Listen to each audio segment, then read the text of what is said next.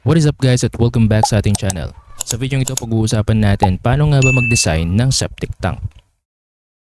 So sa design ng septic tank, meron tayong considerations na dapat sundin.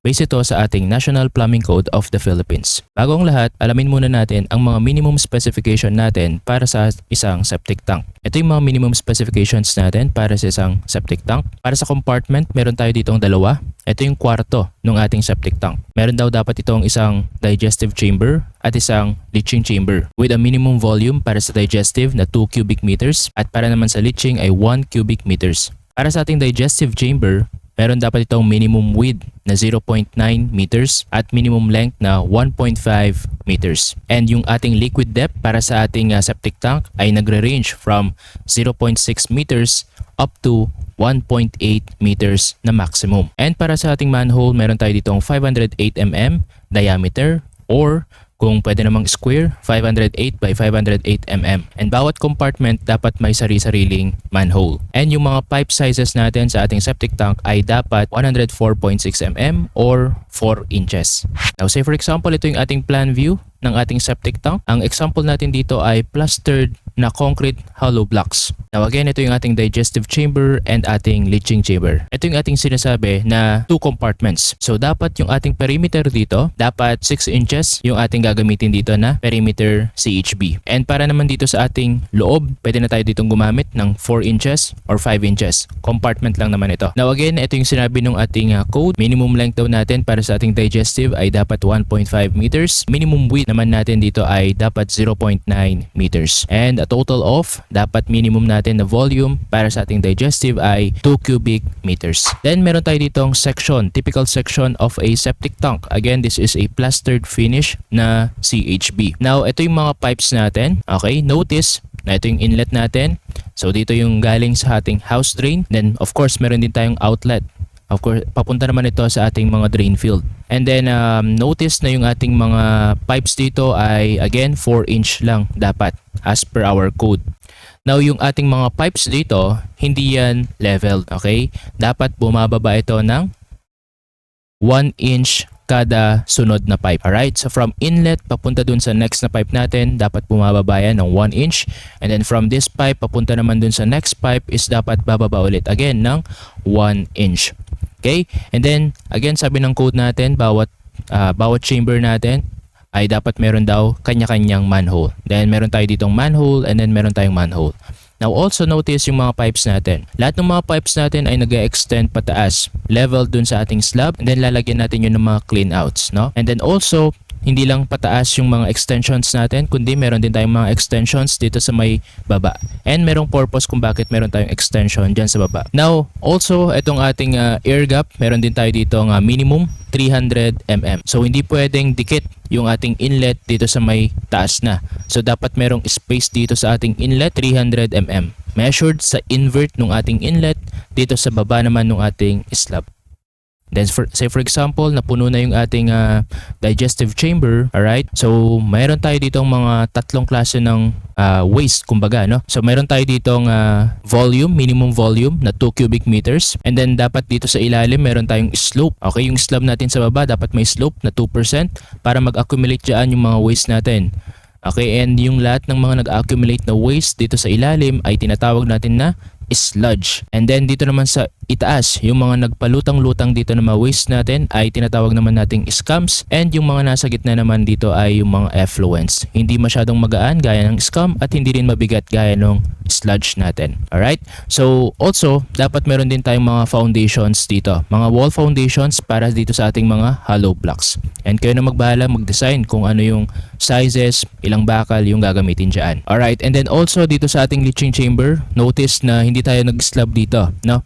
So, gumamit lang tayo dito ng lupa and merong specific na soil na dapat nating gagamitin dito. And mamaya, titignan natin yung mga calculations na dapat nating sundin para dito sa ating lupa. Alright, so ito yung mga typical na nakikita natin dito. And by the way, ito pala yung purpose, no, nung ating extension dito sa ating ilalim. Now, ang purpose lang nito is basically para yung effluent yung mapunta dito sa sunod na kwarto, dito sa ating leaching chamber. So kung sakali man kasi na wala tayong tayong extension dito and then hindi tayo gumamit dito ng sanitary T. Okay, notice na kung pipe na diretso lang yung ginamit natin dito, although bumababa ng 1 inch kada pipe, yung scums kasi ang possible na pumasok dito sa ating leaching chamber. And kung sakali mang mapuno na rin yung ating leaching chamber, scums din yung lalabas dun sa ating drain field, which is madumi. Kaya dapat nilalagyan natin ng extension dito para yung effluents yung mapunta dun sa kabilang kwarto. Okay? Mas malinis ng kaunti. Now again, as per our National Plumbing Code of the Philippines, ang sabi sa atin, kailangan daw natin ng minimum 2 compartments, 2 cubic meters para sa ating digestive and 1 cubic meters naman para sa ating leaching chamber. Or in summary, 2/3 yung mapupunta kay digestive at 1/3 yung mapupunta kay ating leaching chamber. Now, pwede naman itong 2 compartments pero kung ikaw gusto mo ng mas safe, pwede mo naman gawing 3 compartments, no? So pwede kapag ginawa natin itong 3 compartments, this is actually a better option. Basta i-retain lang natin dito yung 2 cubic meters para sa minimum natin sa digestive and again 1 cubic meter para dun sa ating unang leaching chamber. Now kung magdadagdag tayo ng additional dito na compartment, that would be another leaching chamber. So ito ay mas magandang option dahil mas malaki yung capacity nito. 2 kwarto, ibig sabihin mas malinis yung lalabas na effluents dun sa last natin na leaching chamber. Alright, next. If gusto naman natin dito ng mas detailed na pag-design ng septic tank, actually pre-provide din sa atin ng National Plumbing Code of the Philippines, Section B-2, the capacity of the septic tank. So ang sabi dito, the liquid capacity of all septic tanks shall conform to tables B-2 and B-3 as determined by the number of bedrooms or apartment units, indwelling occupancies, and the estimated waste or sewage design, flow rate, or the number of plumbing fixtures unit as determined by 7-2 table, whichever is greater in other building occupancies. The capacity of any septic tank and its drainage system shall be limited by the soil structure classification as specified in table B-5. Alright, so sa pagde-design ng capacity, kailangan daw natin dito simply ng table B-2, B-3 and table 7-2. And whichever is greater dito sa tatlong table na to, yun na yung mag-govern na size ng ating septic tank.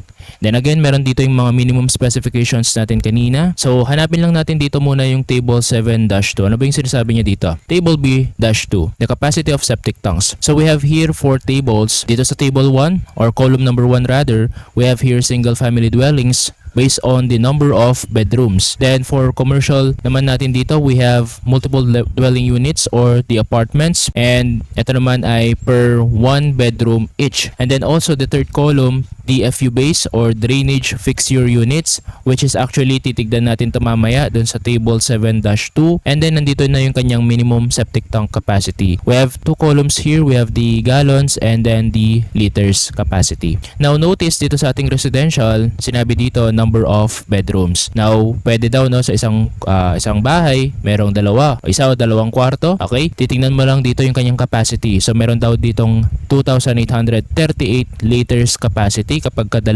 kwarto yung meron dun sa bahay na yon. Kapag 3 naman daw, 3,785 and so on. And then also, if you notice, hanggang 6 lang na kwarto yung nilagay niya dito. Now what if, no? Sa bahay ninyo, 7 kwarto yung meron doon. So kung 7 kwarto, wala na siyang option dito. Alright? So bababa ka lang dito sa ating table, meron actually ditong sinabi. Now for every extra bedroom, ang sabi dito, kailangan daw natin dito magdagdag ng 567.8 liters each. Okay? Each na dagdag natin or each excess na bedroom natin. Now yung liters dito, pwede mo itong idiretso na cubic meters kasi kailangan natin ng cubic meter para mas ma-design natin ng maayos yung magiging dimensions ng ating septic tank. So itong 2838, divide lang natin to actually ng 1,000. So meron tayo ditong 2.838 cubic meters. So ganun lang siya kasimple, no? So kung yung extra dito, this is now 0.5678 cubic meters naman kung idadagdag natin siya dito. Now also dito sa ating column number 2, we have the commercial. Okay, so sabi dito naman 2 units na yung kanyang minimum dito. Now so isang apartment daw na building, at least 2 units naman daw yung meron dyan, no? Tapos yung kanyang capacity naman, meron ditong 4,542 or this is actually 4.542 cubic meters. And mapapansin din natin dito na hanggang 10 units lang yung nilista niya dito. Now notice na yung notes natin dito sa baba ulit, kada extra dwelling units daw over 10. Dagdag tayo ng 946.3 liters each naman daw. And then next naman we have here column number 3, DFU base. Okay, so ito naman yung fixture units natin. So nilista niya dito hanggang 100 lang. And again, meron tayong note dito na over 100, kailangan daw natin ng 94.6 liter per fixture units na idadagdag. Okay, so ito yung ating table B-2. Okay, so kung sakali mang residential lang yung dinedesign mo, alright, so syempre tingin ka lang dito sa ating column number 1. Now say for example, yung number of bedrooms sa bahay na yon is 2 lang. Okay, so again, yung kanyang capacity is 2.838 cubic meters. Now however, okay, 2 lang yung kwarto doon, kaya lang yung kanyang DFU umabot ng 20. Okay? So kung umabot ng 20, yung capacity dapat ay 3.785 cubic meters. Now of course, sabi ng code natin ulit, kung sino yung mas malaki, siya yung mag-govern. So table B-2, table B-3, and table 7-2 yung i-compare natin. Now yung table 7-2 natin, hindi natin alam kung ano ba itong mga fixture units na yan, no? So paano ba natin malaman kung 15, 20, 25, and so on. So yung table 7-2 natin is nandito lang naman, no? So titignan lang natin dito yung last column dito, drainage fixture units. This is the DFU. Now, nandito na nakalista lahat ng mga fixtures natin hanggang 30 fixtures. So, for example, meron ditong bathtub, yung kanyang DFU daw ay 2. Kapag may bidet, 2 rin, clothes washer, 2, and so on. So, tignan mo lang yung mga naka-install sa building na yon, and then, hanapin mo lang dito sa table na to kung ano yung multiplier mo. Okay? So, yun yung table 7-2. Again, meron na tayong B-2 and then also we have the 7-2 dito na table. Yung table B-3 naman natin is per occupancy and per number of people, no, na present dun sa building na yan. Okay, so itong B-3 naman natin dito, type of occupancy, and then liters per day naman yung kanyang calculation. So for example, airport yung ating building, then 56.8 per employee liters per day yung kanyang capacity dapat. Okay, so dapat alam natin yung tao or bilang ng tao na meron doon. Okay, and so on dito, no? Meron tayong auto washers, bowling alleys, camps, churches, dance halls, factories, hospital, and so on.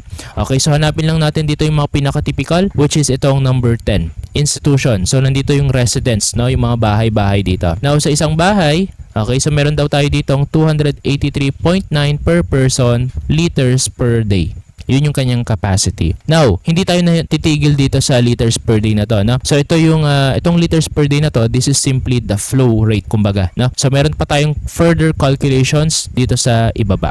Now dito sa ating recommended design criteria, okay? So meron tayo ditong calculation pa 1, 2 and 3 dito sa under letter A. Now for example daw, no, yung ating waste or sewage flow is umabot hanggang 5677.5 liters per day. Okay, or simply this is less than or equal to 5677.5 liters per day. Yung magiging size ng ating septic tank is simply equal to the flow na nakuha natin dito times mo lang daw ng 1.5, and yun na yung kanyang liquid capacity. Okay, again, liquid capacity, no? Hindi kasali yung air gap. So yung air gap dapat alam natin kaagad na 0.3 ang idadagdag natin. Now, also if ever man, no, na lumagpas tayo dito sa 5677.5 liters per day, say for example, greater tayo dyan, yung formula natin para sa septic tank size will now be flow times 0.75 and then add 1125. So liters per day din ito, no? Or liters na lang ito basically. Then yun na yung magiging septic tank size natin. Okay, so matatanggal na yung liters per day dito, no? Yung septic tank size dito is naka-liters na yan automatically, then pwede mo nang i-convert directly sa cubic meter. So ito yung ating B-3 naman. So B-2, B-3, and then also 7-2 yung dapat nating i-compare overall. Okay? And then also meron pa tayo ditong importanteng table din. Okay? So sabi dito kasi sa code natin, no, yung soil classification daw natin is specified in table B-5. So nandito naman yung table B-5 natin and the table B-4 natin. Now, ito naman po yung capacity natin. So once na nakita na natin yung magiging size ng ating septic tank, okay, meron dito yung required square meter leaching area per liter natin nung septic tank actually. So yung mga numbers dito, para malaman natin kung anong klase ng lupa yung gagamitin natin, note muna na dapat malaman natin yung capacity niya, And then bago natin malaman yung kanyang required square meter leaching area, then gagamitin naman natin yung table B-4 dito. So say for example, yung capacity natin ay umabot lang ng 11,355. Okay, so yung kanyang required square meter leaching area is 0.029. Then punta ka lang sa table B-4, 0.029. So ibig sabihin nun, ang kanyang soil classification dapat or yung gamitin natin na lupa dun sa ating leaching chamber ay clay with a small amount of sand or gravel. So nakita nyo na yung ating ginamit, no, dun sa leaching chamber na naka-open lang yon, hindi siya slab. So dahil lupa yon, ito yung klase ng lupa na dapat gamitin mo dun sa leaching chamber na yon. So 0.029. And by the way, ang ibig sabihin nitong numbers natin dito, kapag ka mas malaki yung number natin dito, ibig sabihin nito is mas matagal mag-drain yung lupa. Kapag mas maliit yung value, mas mabilis mag-drain yung lupa. Yun lang yung ibig sabihin nito. Now also itong mga liters capacity natin dito, may mga notes na rin ako dito, no? 11,355. So anything below or equal to 11,355, yun pasok na siya dito sa 0.029 and so on dito. Now if ever man na mas malaki yung value dun sa 28,387.5 dahil wala na siya dito sa table, pwede siguro, no, na magdagdag na lang ng additional septic tank if ever man. Okay? Kasi wala na siya dito sa classification natin. Or interpolation na lang and alamin mo na lang kung anong klase ng lupa yung applicable para doon. Right, an example dito, residential house. So meron daw ditong 4 na kwarto, and then merong 8 tao na nakatira dun sa residential house na yon. And then ito naman yung mga plumbing fixtures na naka-install dun sa bahay na yon. So merong 3 water closets, 3 bidet, 2 urinal, floor drain, kitchen sink, bathtub, laundry tub, and lavatories. Now question is, what is the septic tank capacity? So first one is, tingnan muna natin, 4 rooms daw. So ito yung base dun sa 7, base dun sa B-2 natin na table. Okay? So 4 rooms, residential lang house. Okay, punta lang tayo dito. Ayan. So meron tayong 4 na kwarto. Okay, residential house, 4 na kwarto. So yung kanyang capacity is dapat 4.542 cubic meters. So based dun sa table B-2 natin, 4.542 yung ating capacity. Okay, so this is now equal to 4.542 cubic meter. Next naman, meron daw tayo ditong 8 tao na nakatira dun sa bahay na yon. Okay, so gamitin naman natin dito dahil tao yung binanggit dito. B-3 naman yung gagamitin natin. Now, dun sa B-3 natin dito, again, dun sa number 10 lang tayo titingin, then sa residence. So meron tayo ditong 283.9 capacity. Or meron tayo ditong 283.9 per person liters per day. Okay? So lagay na lang natin dito. So 8 times 283.9. Okay, so bale that is 8 times 283.9 and then we get 2271.2.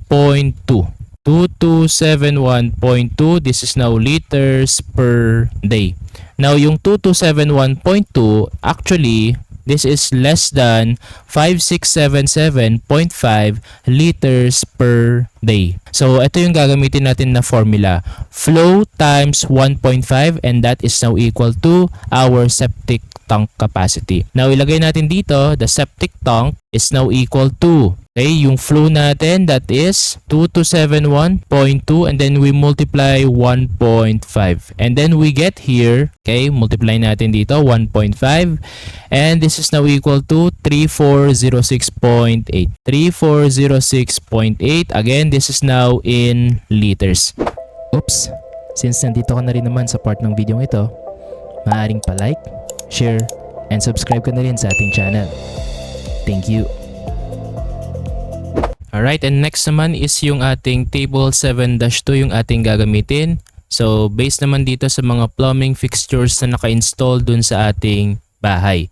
So, meron tayo ditong again, water closet, bidet, urinal, floor drain, kitchen sink, bathtub, laundry tub, and lavatories. Now, although ito yung mga naka-mention na naka-install dun sa ating residential house, meron tayo ditong exclusions actually. So, meron tayo ditong note, when large amount of water waste is coming from the shower bath, laundry, and others, it is not advisable to permit entry of this water into the septic tank. Okay, yung malakas kumonsumo, okay, madaming tubig na dumadaloy, no?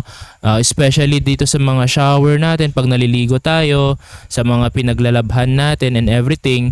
So, wag daw po natin i-permit na or i-connect dun sa ating septic tank dahil mabilis siyang mapuno. So, separate natin to dapat i-connect or pwede na to diretso sa kanal na malapit dun sa bahay ninyo if ever man, no? Dahil ito naman ay mga mababango, hindi naman to madumi. So with this one, no, na note, pwede nating tanggalin yung mga bathtub siguro and then yung laundry tub natin dahil mababango naman to at madami nga naman talaga to, mabilis mapuno yung septic tank, and then also yung sa lavatories natin dahil pinaghuhugasan lang din naman yan ng mga muka, kamay, ganun. So ang ko-consider na lang natin dito is itong natira dito na water closet, bidet, urinal, floor drain, and kitchen sink.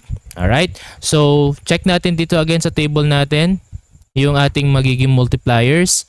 So, para sa water closet, meron tayo dito sa baba, number 29 and 30 actually. So, ang pipiliin natin dito is of course yung private installation, yung number 29. So ang multiplier natin dapat ay times 4. So lagay natin dito times 4. Then next, para sa ating bidet, meron tayo ditong 2. Lagay natin siya dito times 2. Para naman sa ating urinals, meron tayo ditong urinals, napakarami. Para sa mga residential, ang gagamitin natin dito is yung number 23. So ang ating multiplier ay times 3. Then next, para sa ating floor drain, meron tayo dito sa taas. Floor drain, times 2 natin ito. And then last one, para sa ating kitchen sink, meron tayo ditong madaming sink din. Okay, so yung sink na gagamitin natin dito bale is yung number 15. Sinks or dishwashers para sa residential. So 2 yung ating multiplier din dito. So overall, meron na tayo ditong 3 times 4, 3 times 2, 2 times 3, and then 4 times 2, and then 1 times 2. So, total lang natin lahat. So, plus 2 times 3, plus 4 times 2, plus 1 times 2. Okay? So, meron tayo ditong 34 DFU. So, ang ating DFU is equal to 34 DFU. Now, babalikan natin yung ating table B-2 para malaman natin kung ano yung magiging capacity nito. Okay, so ito yung table B-2 natin. 34 yung nakuha natin. So, again, wala tayong 34 dito. Saan siya pasok, no? So, 33 dito, hindi pwede yung 33 dito, no? Ang ibig sabihin ng 33 dito is lahat ng below 33 hanggang 33. Okay? Yung 45 naman dito is 34 hanggang 45. Ang 55 naman dito ay 46 hanggang 55 and so on. Ganun po siya. So bale, ang ating sagot, okay, dahil 34 siya, dito na tayo titingin sa 45. So ang kanyang magiging capacity is 7.57 cubic meter. So ang ating capacity dito ay 7.57 cubic meters. So among the three, ang nag-govern na dito bale ay si 7-2. So, 4 rooms, meron tayong 4.54. Para sa table B-3, meron tayo ditong 3.4. And then, para naman dito sa ating table 7-2, meron tayong 7.57. And ito na yung gagamitin natin na septic tank capacity natin. Now, paano naman yung sa dimension nito? So, for the dimension, gamit tayo dito ng 3 compartment para mas maganda. And then, again, para sa digestive, 1/2 ng volume ay mapupunta sa kanya. 1/4 para naman sa ating mga leaching chambers. Okay? And then, play around with the volume na lang para malaman ninyo yung mga dimensions natin and everything. So, kung nagustuhan nyo yung video ito, please leave a comment, please like, share, and subscribe na rin kayo. Thank you.